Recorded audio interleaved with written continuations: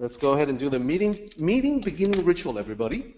起立，面向佛堂，参加三鞠躬，一鞠躬，再鞠躬，三鞠躬，参加各位点传师，一鞠躬，开班，一鞠躬，请坐下。Please be seated. All right, ready to rock and roll, sir? Absolutely. Good morning, everybody, and welcome once again to another installation of the Sunday Tao Study Group. I hope everybody's having a great day wherever you are and whatever time it is, and thank you as always for coming. I have with me today a nearly singularly unique opportunity to observe human behavior in an isolated environment. Most of the time when we get our cultivation of the teachings put to the test, we're smack dab in the middle of a situation where we have to try and figure out what the best way to deal with it is. In this particular case, I was able to observe a situation that I actually was not part of, and being able to do that gave me a really interesting perspective on a couple of things. And the title for this talk is Dare Not to Meddle, but there are two sides to this discussion, and we're going to examine both of them. And first of all, I want to examine just a brief snippet of what Lao Tzu has to say about this particular topic. It's something that comes up fairly frequently, and there's a reason. Okay. In chapter 3, Lao Tzu says, "Let the people have no cunning and no greed, so those who scheme will not dare to meddle." In chapter 52, Lao Tzu says, "Close the mouth, shut the doors." Oops. I'm going to bring my slide back here now.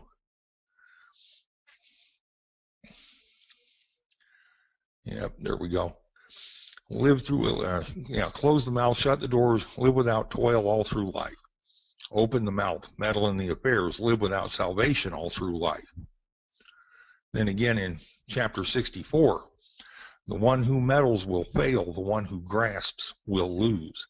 Therefore, sages do not meddle, and thus do not fail. They do not grasp, and thus do not lose. Then at the end of chapter 64, therefore, sages desire not to desire. They do not value goods that are hard to acquire. They learn to unlearn, to redeem the fault of the people, to assist the nature of all things, without daring to meddle. Okay? Not meddling is a recurring theme in the teachings of Lao Tzu, and it is because meddling in the affairs of others always leads to trouble. The reason it always leads to trouble is because there is no way in the world that the person who's doing the meddling has all of the information necessary to be fully capable of advising one side or the other. And meddling is almost never motivated by an altruistic sense of wanting to be helpful. It's typically motivated by an ego-driven need to rise above the other person in some way or another. The consequences of this, I've titled Risk Upon Risk, as the cause of turmoil. And I have a brief personal story that occurred a week ago that I want to share with you. Okay? Like Derek and many of you, I have a position where I work that is a fairly high visibility position in an IT department, along with several other people who also have extremely high visibility positions. And typically in our organization, in the IS department, there isn't a lot of turnover in the staff. But over the last few months, we've added a lot of staff. Not in our group, but in others, and that's not really important, other than to say that the dynamics of our departmental demographics have altered somewhat over the months. About, Thursday last week, a bunch of us, and I don't know who all or how many people a bunch of us was, but a bunch of us received an email from our VP, the title of which was "Need Your Attention." The content of the email was a redacted and censored, thank goodness, image of a post that had been placed online somewhere by someone who overheard a conversation in which somebody, presumably an employee, was talking about how powerful they were, how they could bring down the entire corporate network, how valuable they were, how many people they bypassed to get hired, and on and on. The person who overheard the conversation referred to this individual as a blowhard, and I can see where that might have come from. The fact that it got back to someone in a position of a lot of authority in the company is an illustration of just how small the world is. Okay. And initially, the reaction to being informed that someone had spoken in an ominous or apparently ominous and threatening manner kind of made us all wonder, gee, who might that have been? And do we need to be extra vigilant to make sure that somebody isn't trying to sabotage us from the inside out? And for quite some time, those of us who monitor any of the systems that we're responsible for will be looking for that kind of activity. But in addition to that initial reaction, there's another side of the same story that has to do very much with meddling in the affairs of others. Now, I understand why the business would take something like that so seriously. The news is full of security breaches and hacks and sabotage and business disruption brought about by hackers and folks on the outside. Somebody on the inside with an axe to grind, as it were, could be a real threat. And it's a shame that whoever it was that was overheard saying this wasn't aware enough of that fact to moderate whatever it was they were saying. Okay. But here's the real meat of this story. We need to be aware that the world is a very, very small place, and we never know who's listening or who's watching from a distance. We just don't. And so when we think we're all by ourselves, when we think that we're alone and nobody either sees nor cares about what we say or what we do, understand that there are those times when there's somebody else present without our knowledge, potentially, who's hearing every word we say and watching everything we do. And if we're in a position like the one I've just illustrated, then what kind of example have we set for that person who's listening to what we're saying and watching what we're doing? Now, there are two other observations here. The second one is it is far better from our perspective to mind our own doggone business. Okay? Unrestrained meddling in somebody else's life can have some severe unintended consequences.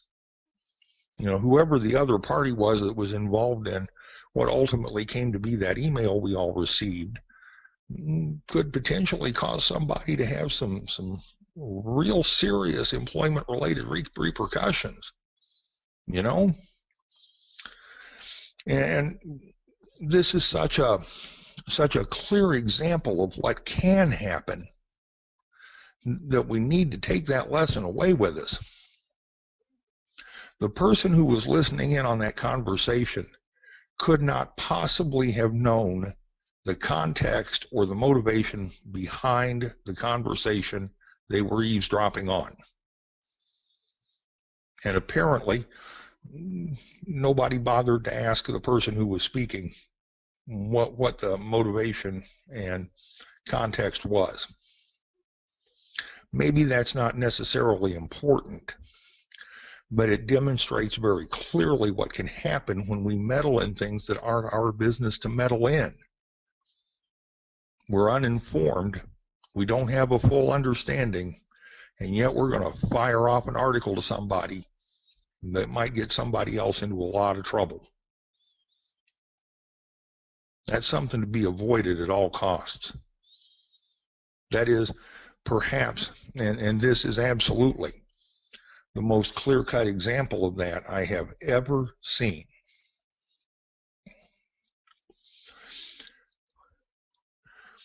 When we set about to meddle in the affairs of others,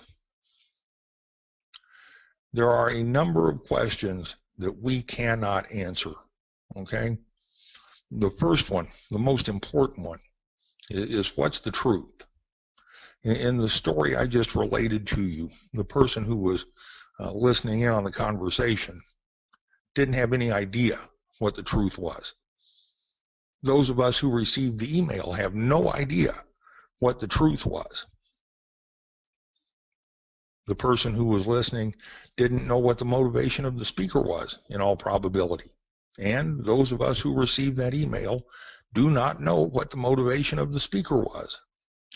And so in our case, we have to assume that there may have been some kind of malicious intent and be a little more vigilant. Okay? We don't have a choice. But the other individual couldn't possibly have known that. The person who was listening in could not possibly have known the context. And those of us who received the email have no idea what the context was.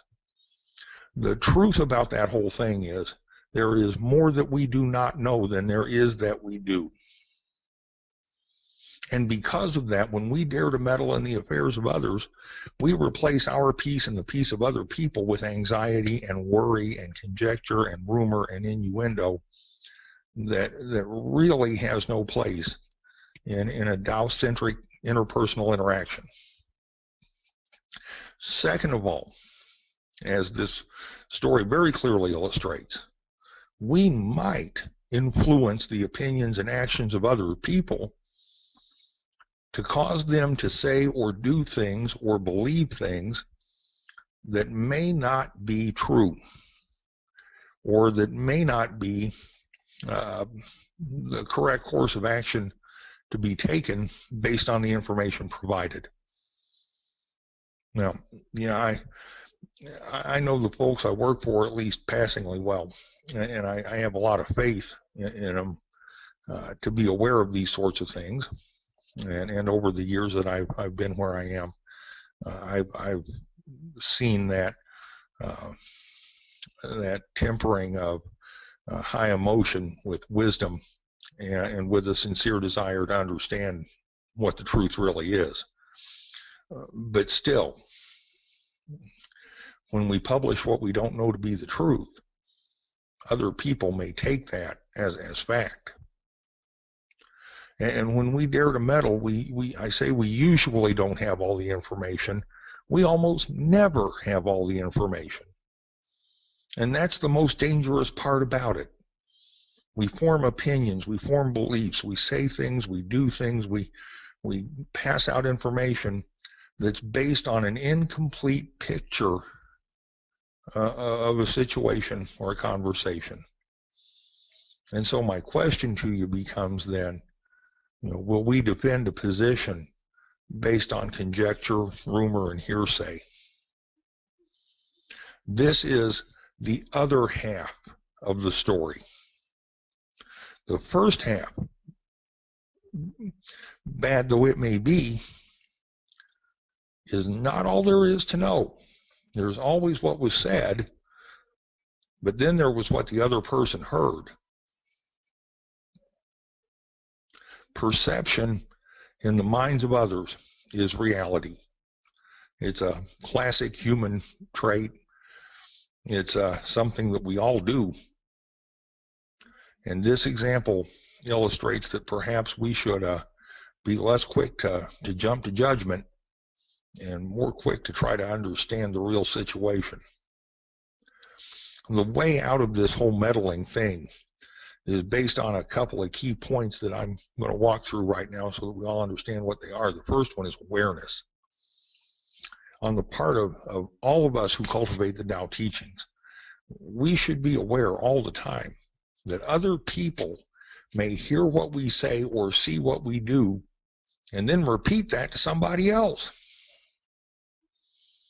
You know, if we're going to put ourselves out there and say something in a loud and vociferous manner, which I would like to discourage, then we ought to at least make sure that what we say is true, and that if somebody repeats it, that we're not going to regret it being repeated. We need to be aware that our words and our actions have power. They have the power to sway the minds and opinions of other people. And that's a weapon that's extremely sharp and very difficult to hold back. So before we unsheath the sword of the tongue, perhaps we ought to think about who it is we're about to cut down. We always have to be aware that perception is reality in the minds of the casual observers. Those who do not know us will draw their opinions of us based on what they can observe. And normally we have the first 10 to 15 seconds to make that good impression on someone. If that first 10 or 15 seconds is spent listening to us talk like the person who was speaking in that email, we've lost a chance at making a good impression. And now all of a sudden, like the other poor person in that email, we become the blowhard, we become the egoist, we become the self-aggrandizing, malicious demon. That's not a position that I want to be in, and I don't think anybody else does either. The second key point is caution. We need to be cautious about what we say and how we say it. That doesn't mean we don't have the ability to speak freely. What it does mean is that we need to temper the ego with wisdom and dull the edge of the tongue so that we don't create our own conflict and contention while we're just trying to talk casually. You know, and okay, we've all been there, but this story illustrates what can happen when the culmination of a small world and casual conversation combined with eavesdropping all come together at the same time. We don't know when that confluence of circumstances is going to occur again, so it's best to be on our toes. We should be very careful about the conclusions that we draw from the words we hear, because we may not have all the information needed to judge meaning or context. And understand, in this situation, you know, the conversation that was related, whether it's correct and truthful or not, had an impact for a while on a lot of people. Okay? If we're going to have that kind of impact on others, we need to make sure that impact is going to be positive and uplifting, or at least not damaging. Those things are important.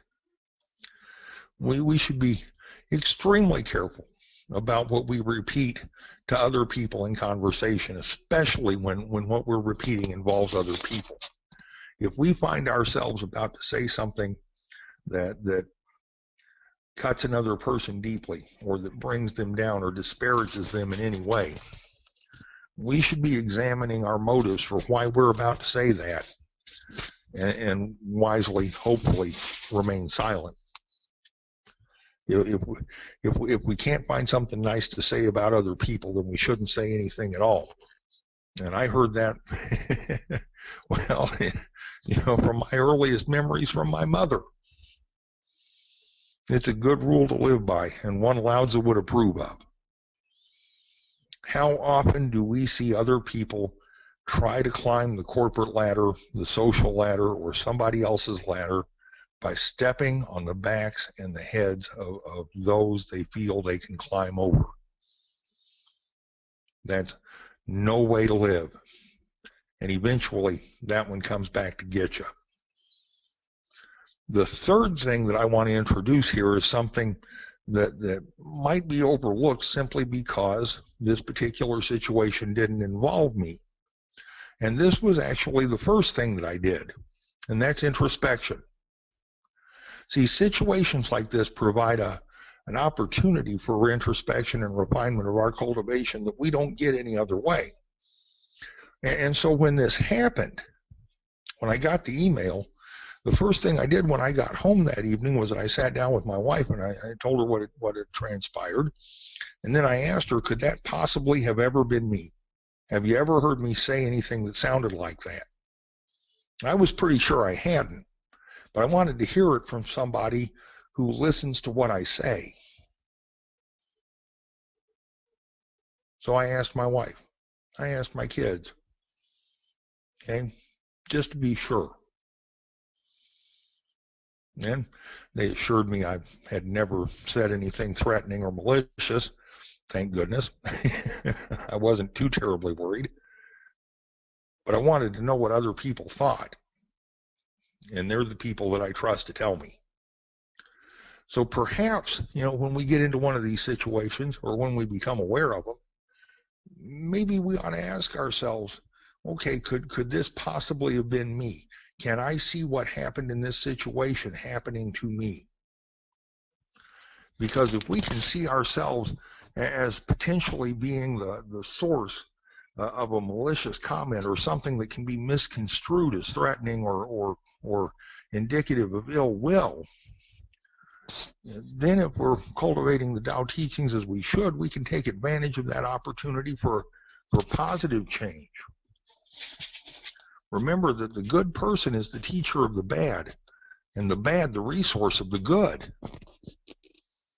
And in this case, I wanted to make sure that lesson didn't get left at the curb. Finally, the Tao of humility could have saved at least 2 people in the scenario that I just related to you an awful lot of grief. I don't know who it was that was speaking, and I don't know who it was that was eavesdropping, but in both cases, if the speaker, the source, had applied the Tao of humility, there maybe wouldn't have been said anything that would have caused concern or apprehension in the person who was listening. And if the person who were listening had applied the Tao of humility, they might have understood that they didn't know all they needed to know to go running off and publishing their thoughts and feelings in a public forum. Now, it isn't for me to judge why either of them did what they did or what motivated any of the actions or conversations. What I'm saying is, in our case, the Tao of humility goes a long way. It's important. It's why Lao Tzu talks about it so much.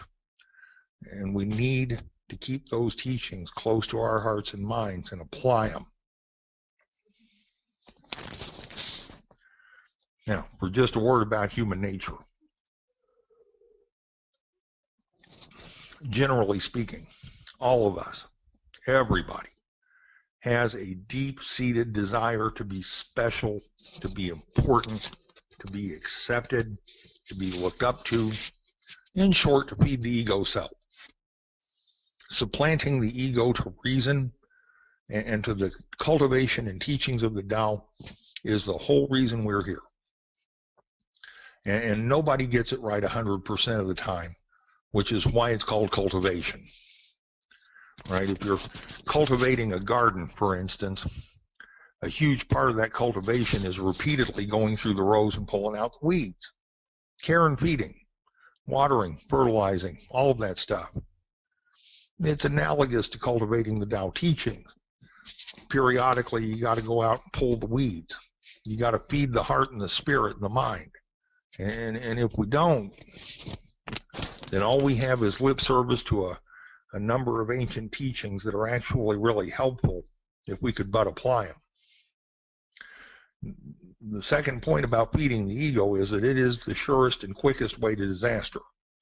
Our ego self does not care really about the hearts, minds, and feelings of others or the perceptions of others. The ego serves itself. If we're feeding the ego, we may be stepping on some toes somewhere. And as this story very clearly points out, sometimes stepping on those toes can have some pretty dire consequences.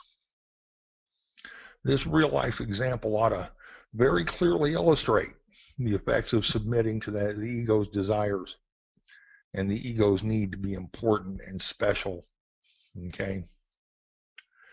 This is why Lao Tzu says to achieve and withdraw, to accomplish and disappear, to be as silent and invisible as the Tao itself, to not ever take advantage of that opportunity to grandstand and wave the banners and flags and draw all kinds of attention to ourselves.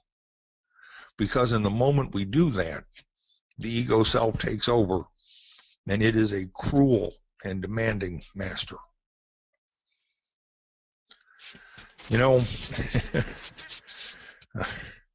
Okay, this was kind of scary in terms of situations that come up. In the years I've been with Simon, we've had precious few incidents where anybody has tried to do anything, as far as I'm aware of, to hurt us. And in this case, I don't know if it was malicious or if it was just ignorance. But either way, it's a remarkably clear example of the consequences of living contrary to the Tao. Okay? When these sorts of situations pop up in front of us, we need to be prepared to respond to them in a Tao-centric, appropriate manner.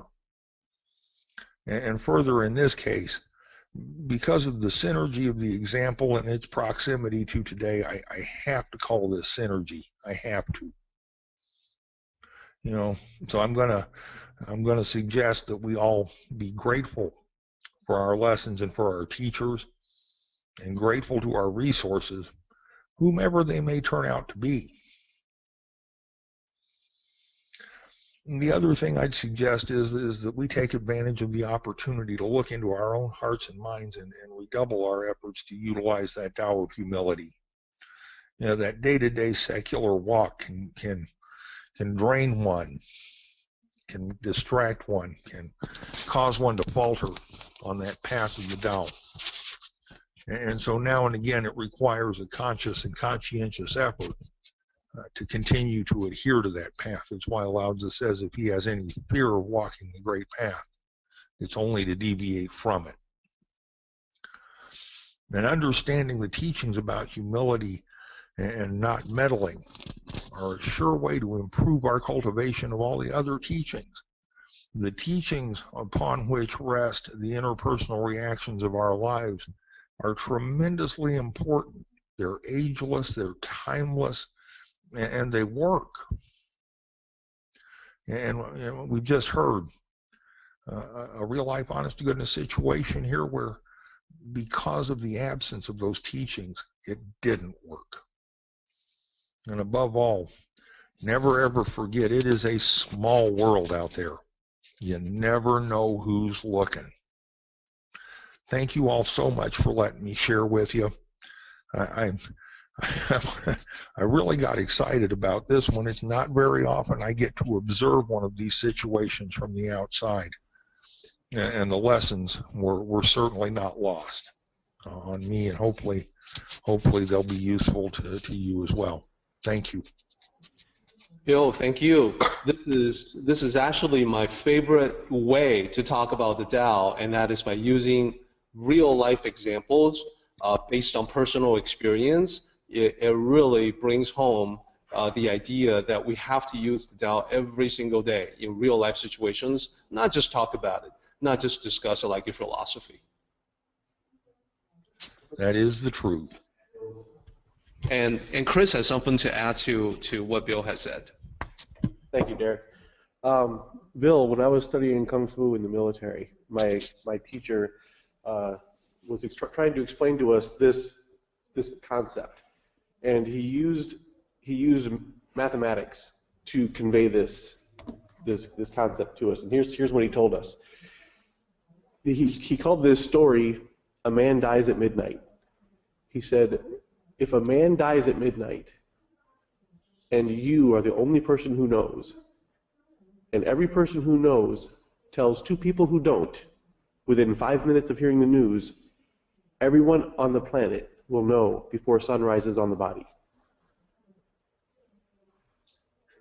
So he let us sit there and cogitate on that for just a very short time, and then he said, so take into consideration the way mathematics works against you when you don't want it to. If you say something that maybe you shouldn't have said, or do something that maybe you shouldn't have done, the one person who saw you do it or heard you say it is going to run to the two people that you least want to know it and tell them all about it. And that's somewhat humorous, but it is so true. He goes, and before sun rises on your body, everyone on the planet will know all about it. So be careful of what you do and of what you say.